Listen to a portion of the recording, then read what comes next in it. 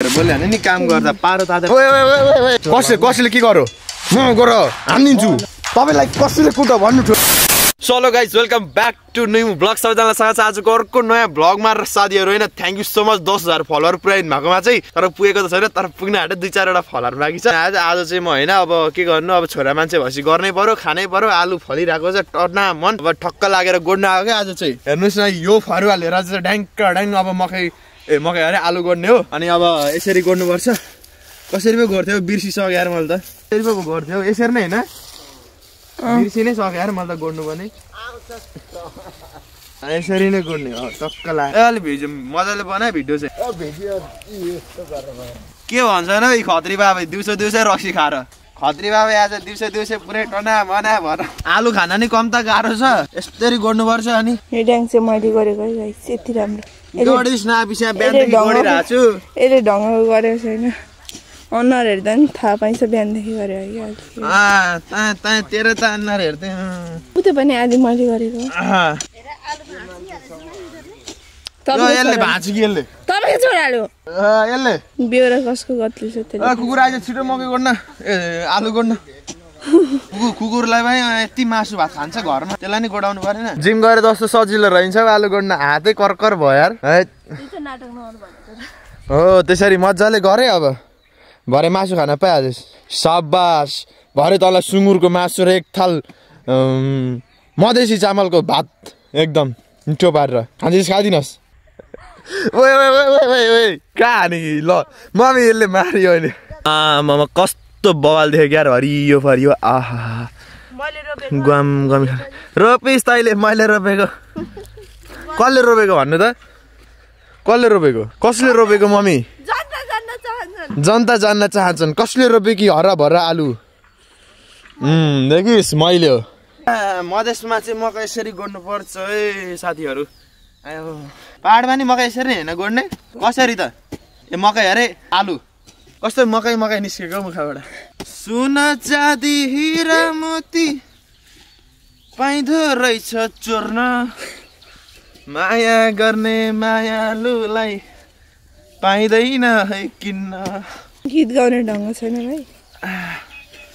सुन चाँदी हिरा मोती पाइँदैन है किन्न माया गर्ने मायालुलाई गाह्रो रहेछ चोर्न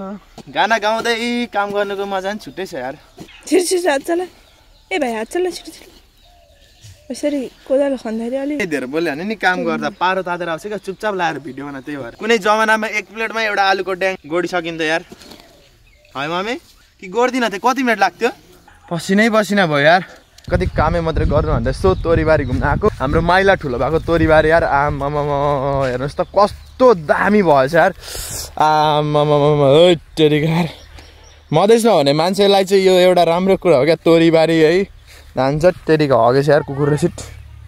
गना यार हेर्नुहोस् त आमामा कस्तो बवाल थियो यार तोरीबारी नै तोरीबारी आमामा तेरिका हामी पनि तोरीबारीमा आइदिउँ न दामी रहेछ यार तोरीबारी चाहिँ सबतिर तोरीबारी नै तोरीबारी छ भने त आमा कति ठुलो भए हो रारु कमन वान भर्सेस वान बनाओस् न बनाएर मलाई के हुन्छ र don't I know like a सुटु यो मान्छेले नि मलाई कसले के गर्यो गरो भन्ने कुरो आमामा खत्री ठुलो भयो यार कसले के गर्यो ठुलो भयो भन्नु म गर अहिले हालिदिन्छु थियो नि त त्यहाँ एउटा दाम्रा बिटा ठुलो मान्छे जुङ्गादारी पाल्ने मान्छे हिजो के डाम्रा भिटा गएर सुतिरहनु भएको थियो तपाईँ चोरहरूले मलाई कम्ती गरे कसले के गर्यो साइकल उनीहरूले लाने अनि उनीहरूले चाहिँ मलाई कसले के गर्यो चोरलाई म गर हानिदिन्छु आई जस्ट जोकिङ हाम्रो खत्री ठुलो भएको चाहिँ एकदम खतरा मान्छे हो क्या हल्का टुक्का लगाइरहनुहुन्छ नि त केही भन्न चाहन्छस् खत्री ठुलो भएको बारेमा केही भन्न चाहन्छस् स्टुपिड ओए अहिले भर्खर अहिले साबुन पानी लगाएर खुट्टा धोएर आएको छु अहिले फेरि नि म यति कहिले धुलो पारिदिए यार तपाईँलाई कसले कुट भन्नु ठुलो भए म हानिदिन्छु घर कसको ठुलो भए कसको मासु काटेर खाने म पनि खान्छु अब अब चाहिँ मैले धेरै बक्चुदी हाने होइन अब म तपाईँहरूलाई मेरो एक्टिङ देखाउँछु कि होइन पहिलेबाट सिङ्गिङ देखाउँछु मलाई गाना पनि गाउन आउँछ मलाई एक्टिङ पनि गर्न आउँछ ओके गाइस अब चाहिँ हाम्रो ट्यालेन्ट देखाउनु पर्ने हुन्छ होइन सो अब गाम न होइन तपाईँहरूलाई कस्तो लाग्न सक्छ सो गाना पनि गाम होइन भात पनि काम मासु पनि काम के पनि गानै गाउन होइन यार मैले आफूलाई ट्यालेन्टेड भन्नु नै धिक्कार भयो जस्तो भयो यार रुन मन लाग्यो क्या कस्तो यार फुलेको फुल ओइलेर जान्छ मन मेरो जाँदैन ओ फुलेको फुल ओइलेर जान्छ मन मेरो जाँदैन ओ हराइ जाला त्यो तिम्रो चिनो मेरो त जाँदैन ओ हराइ जाला त्यो तिम्रो चिनो मेरो त जाँदैन अब जाने भए जाऊ माया अब धेरै नसताऊ ओ तिम्रो त चाल देखेर आज फुरफुरै लाग्यो नि हो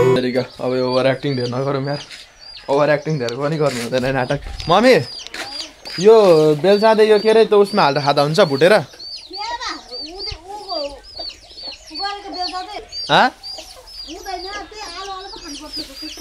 यति खाँदा हुन्छ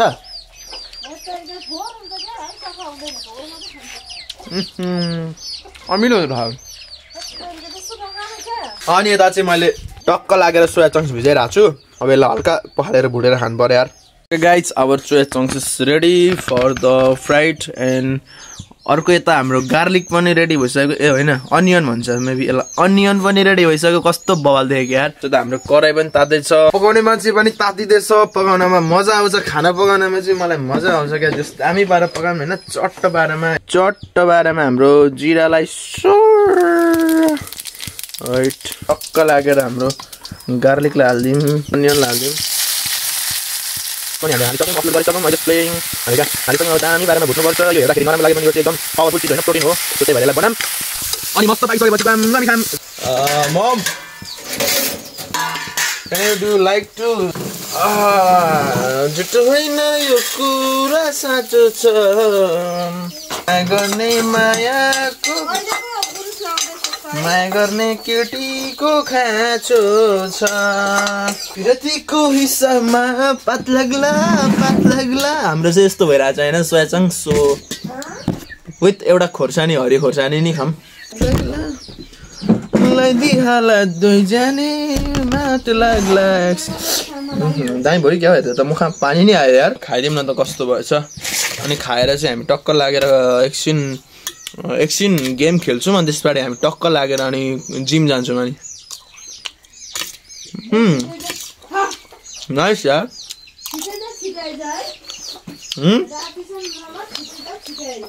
ओके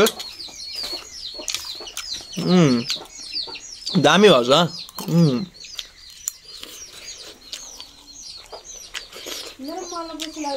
खोर्सानी कति रुपियाँ